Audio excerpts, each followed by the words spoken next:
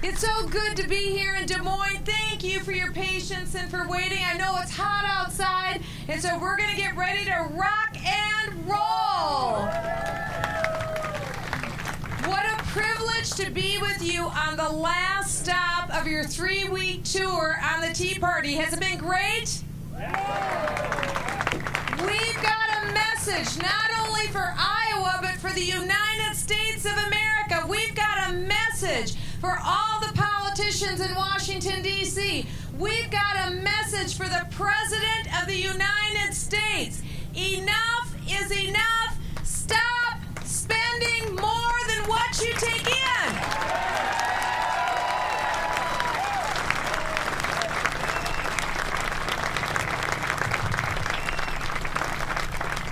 I've been trying to focus on bringing the voices that I heard when I was growing up here in Waterloo, Iowa, and Cedar Falls, Iowa. It's the voice of reasonable, fair-minded people who get it, who get how you make a dollar and how you should spend a dollar. And one thing I know growing up in Iowa, we as a family never spent more money than what we took in. That's called Econ 101.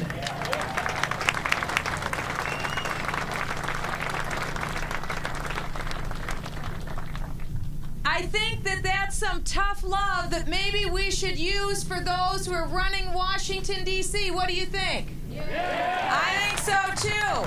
I am so pleased to be a part of the Tea Party movement. I love the Tea Party because people, especially liberals, have a very false notion of who the Tea Party is. They want you to think that the Tea Party is made up of toothless hillbillies coming down out of the hills wearing red, white, and blue. But the fact is, they should be afraid of the Tea Party because the Tea Party is made up of disaffected Democrats, independents, libertarians, people who have never been political a day in their life, Republicans, conservatives. It's made up of a huge swath of America that's come together in a common sense voice and have said, no new taxes.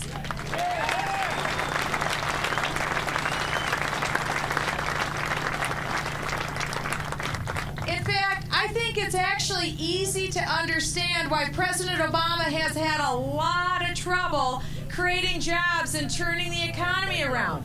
There was an interview that was given on Thursday night by the man that President Obama put in charge of turning the economy around. He is our current Treasury Secretary. His name is Tim Geithner. And did I hear you say TurboTax, Tim Geithner? Is that what I heard you say? Be nice. Iowans are known for being nice. But in this interview, the Treasury Secretary was asked what was he going to do after he'd left his office being Treasury Secretary. And I want to quote this so that we get it right. He said, "I've never had a real job." Does that tell you something? I've only worked in public service. I live for this work. This is where they're coming from. Don't you wish that at least he would have started a lemonade stand? That's what we did when I was growing up in Waterloo and Cedar Falls as kids. We had lemonade stands. One thing that we knew is that we had to bring in more money than what we put out. This is not a terribly difficult concept, except for politicians.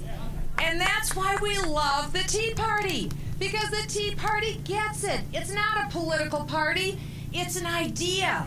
And it's an idea that has captured the hearts and minds of the American people. And it's lit a flame all across the United States. So much so that I know without a shadow of a doubt, in 2012, Barack Obama will be a one-term president.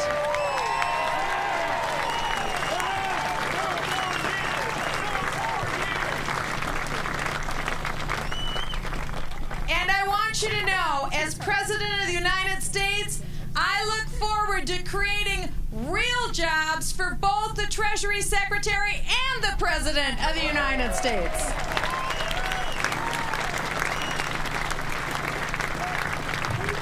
In fact, I think the President has kind of predicted this, where we're at today, because in his first year in office, the President gave an interview in February of 2009, and he said this. He said, if I fail to turn the economy around within 3 years, I think we will have a one-term precedent. I say, Mr. President, we're going to hold you to your word.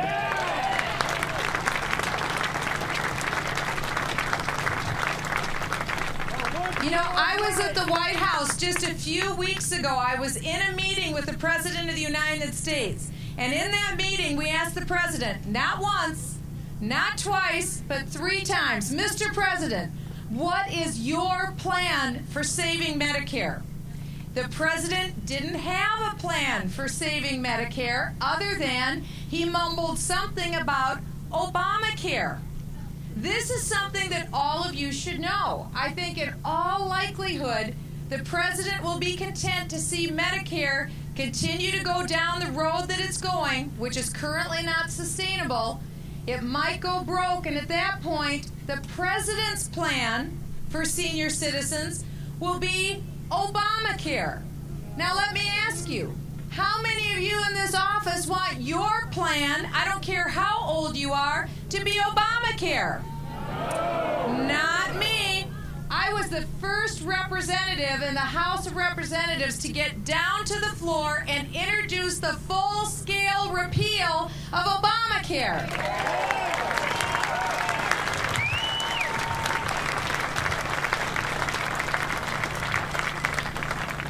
And I make a promise to you today here in Des Moines, Iowa, as President of the United States, I will not quit until we actually have a full-scale repeal of Obamacare.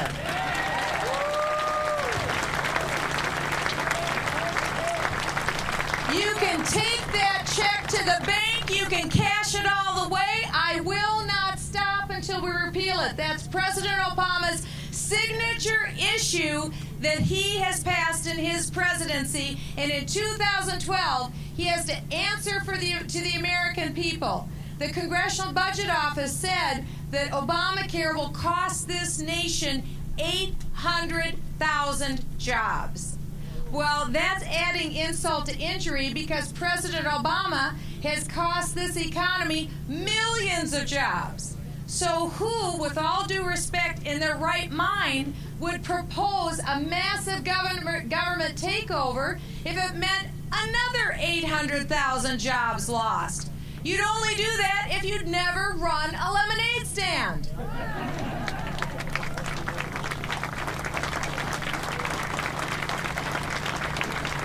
And as a matter of fact, the Joint Chiefs of Staff has said, his name is Admiral Mike Mullen. Admiral Mullen said that the greatest threat to America's national security is our national debt. Now, just think with me for a moment. Don't you think if you are the commander-in-chief and the chairman of the Joint Chiefs of Staff said to you, Mr. President, the greatest threat to America's national security is our national debt, don't you think the President, as commander-in-chief, would listen? I've got to go. Under normal circumstances, you would think that he would, but instead, what's the President proposing right now in July? He's proposing more spending. That's right. I knew there was an Iowan over here. Not only that, he's proposing more borrowing. We're supposed to go into debt $2.4 trillion more dollars. Now let's think about this again. In 10 years, we've raised the debt ceiling 10 times.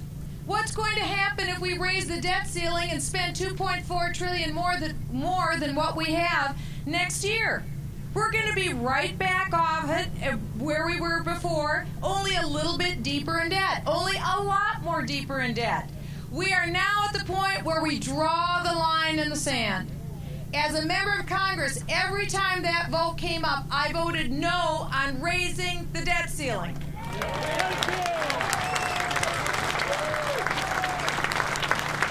And it is time to say no again on raising the debt ceiling, because all of this overspending has led, in just the time that Barack Obama has been president, if you hold up a dollar bill, that dollar under Barack Obama lost 14% of its value.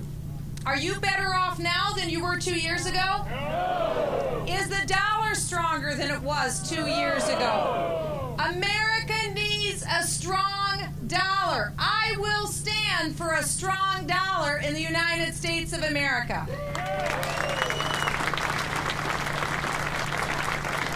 And by the way, it is time to audit the Federal Reserve.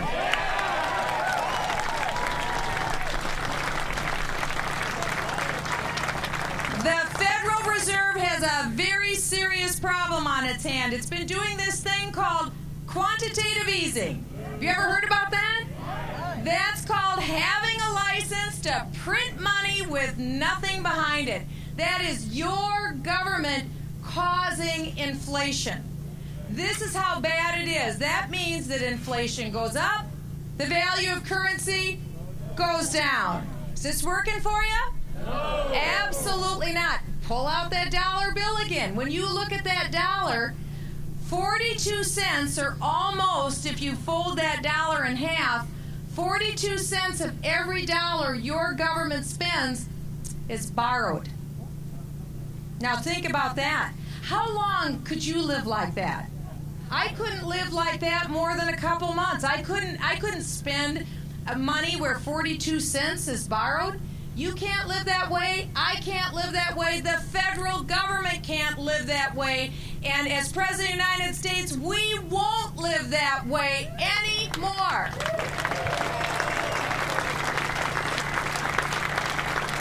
Because under President Obama, he has increased, when you think of 200, it'll soon be 235 years of American history, and thank God for Independence Day. In just the little over 2 years that Barack Obama has been president, he has increased that 235 years of debt by 35% in just over 2 years. Do you realize how close to the edge we are as a country? But we are forward-looking people. We love the next generation. And I am here to tell you, I am unwilling to saddle my children and your neighbor's children with debt that we can't possibly pay back. We will not do that. That's immoral to the next generation. We will not steal from our children any longer.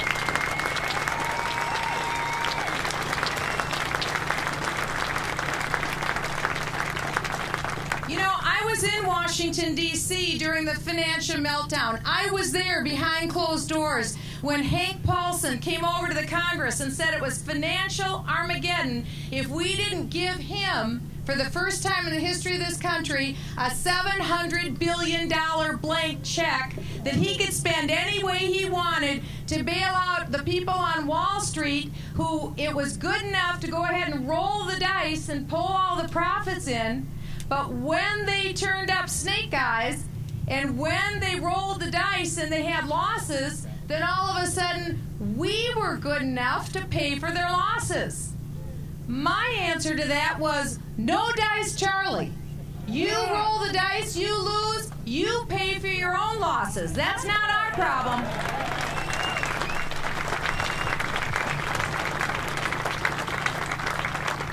Look, I have nothing against somebody trying to make an honest buck. I have nothing against Wall Street. But what I do have something against is when private industry decides that they can do what they want and stick us with the bill. As President of the United States, I will send a letter out to let private industry know whether it's unionized or non-unionized, whether it's a public or a nonprofit. I will tell them, if you get yourself to the point of bankruptcy, I'll be sorry, but I won't be bailing you out with the American people's money.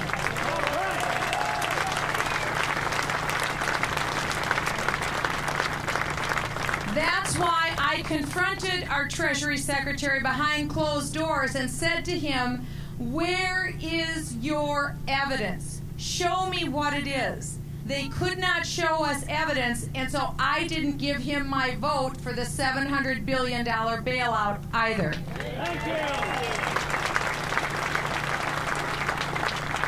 Nor did I vote for the $1 trillion stimulus. Nor did I vote for Barack Obama's 9,000 earmarks. Those days are done. Can you hear us in Washington, D.C.? Those days are done.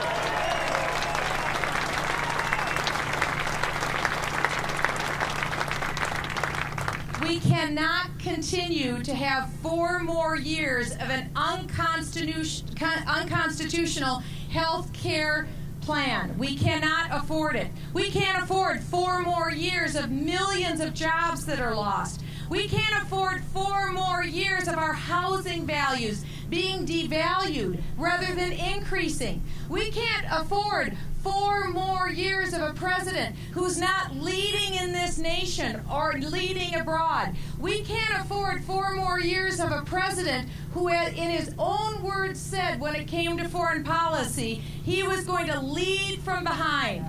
When is the last time you heard an American president say he's going to lead from behind?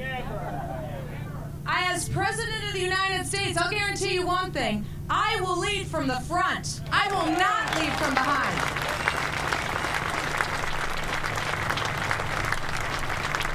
Because the United States of America is the head. We are not the tail. Nor will we be the tail. Nor will I ever apologize for the United States around the world. That will not happen.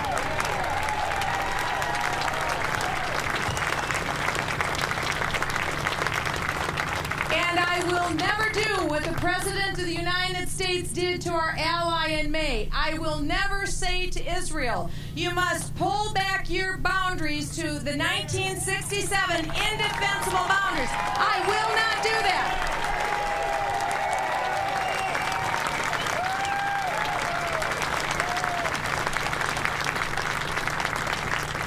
Because I am here to declare to you today in Des Moines, Iowa, I stand with Israel.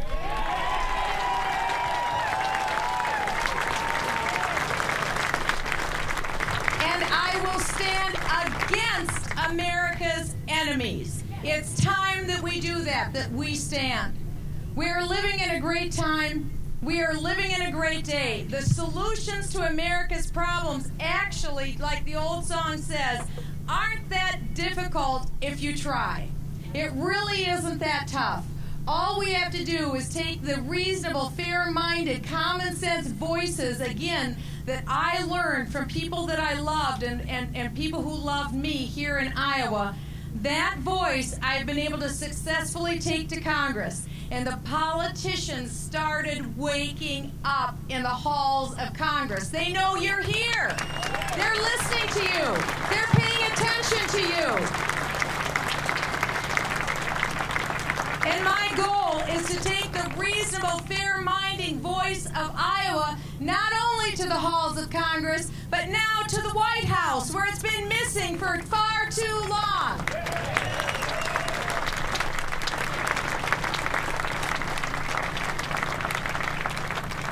Let me just briefly end by just briefly telling you about the Sullivan brothers in Waterloo, Iowa. How many of you are familiar with the Sullivan brothers? I remember my father telling my 3 brothers and I, by the way, that's the best preparation for politics any girl can ever have 3 brothers and no sisters. My father told my brothers and I the story of the Sullivan brothers, and he was extremely proud. My father served our nation honorably in the U.S. Air Force. My stepdad served in the United States Army. My stepbrother retired full U.S. Navy. And don't ever forget, not one of us would be here today for this gathering celebrating Independence Day if it wasn't for our veterans. We stand for our military.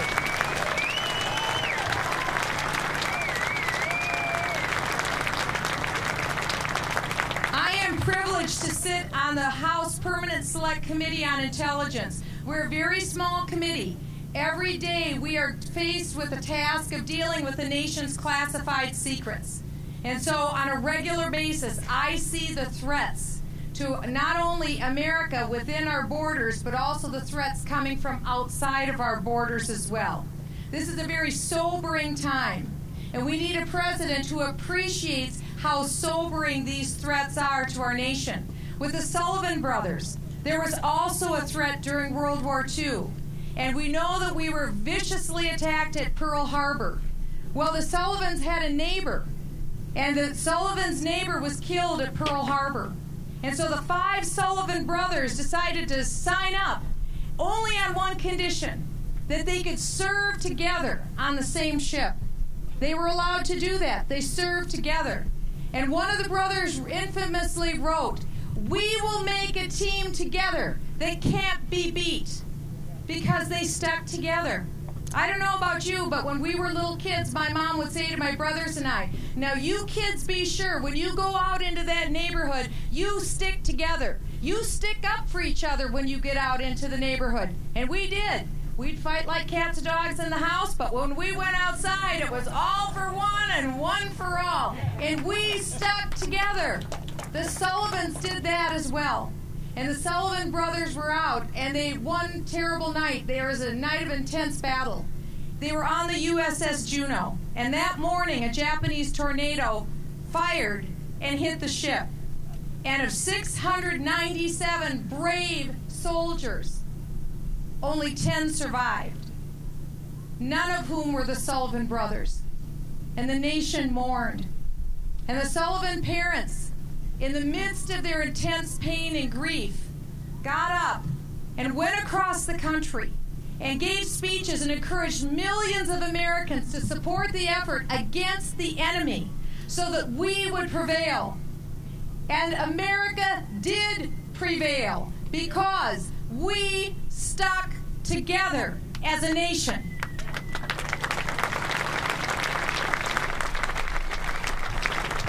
And once again, Iowa leads the nation.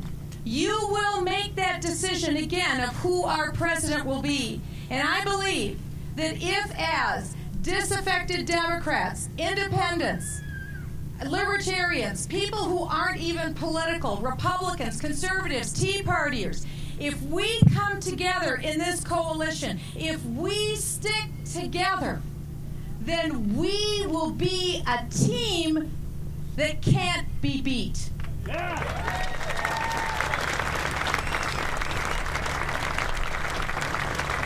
And once again, Iowa will lead the way and set the example for the rest of the United States. And then together, we will secure the promise for the future. Because it is my absolute conviction that together we can, and together we will, take this country back in 2012. Together we can!